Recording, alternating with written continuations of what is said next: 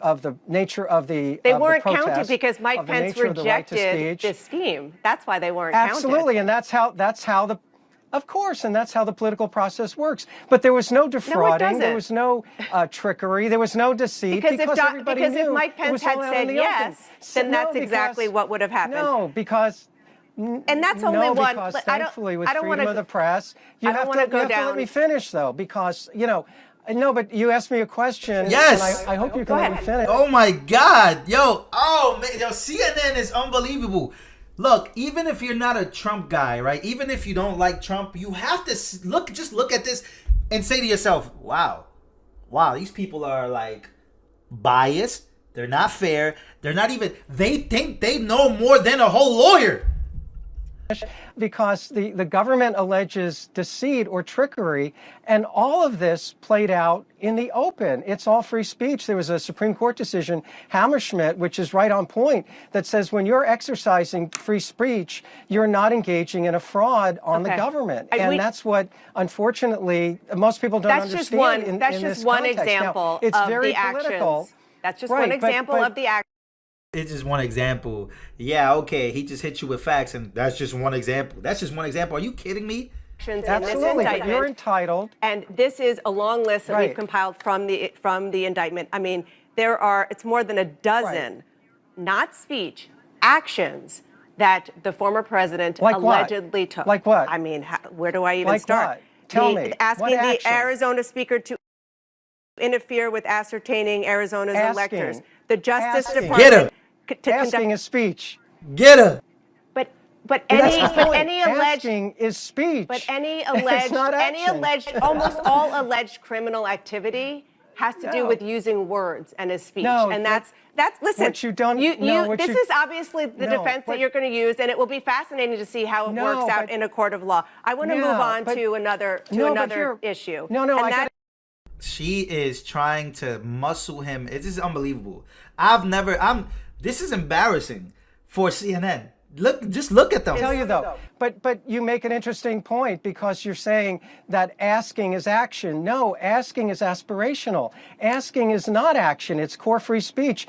The press should be defending free speech in this case. Let's talk about something else that you've repeatedly said, and that is that the former president ultimately asked his vice president only for a pause in the electoral count. Right. But it followed. That was one of the things. Ultimately, the final ask.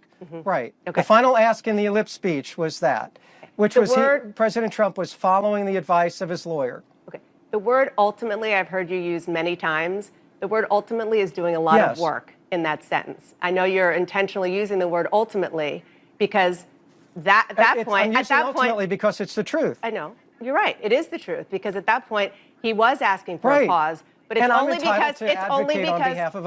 because for many other asks before that, what the former president was asking Mike Pence to do was to completely stop it and reject it. And that is the point that Mike Pence is making. It's that it got to the point where he said pause because Mike Pence says, I'm not going to reject it. Sure. Okay.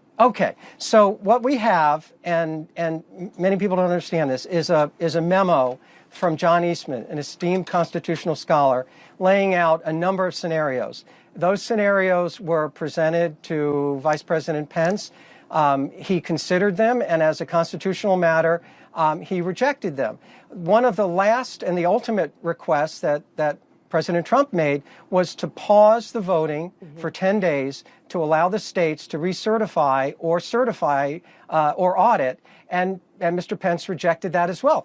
After that, there was a peaceful transition of power. So that's how the constitutional works. Okay. What happened on January 6th was not peaceful. I want to ask you something about John. What? Look.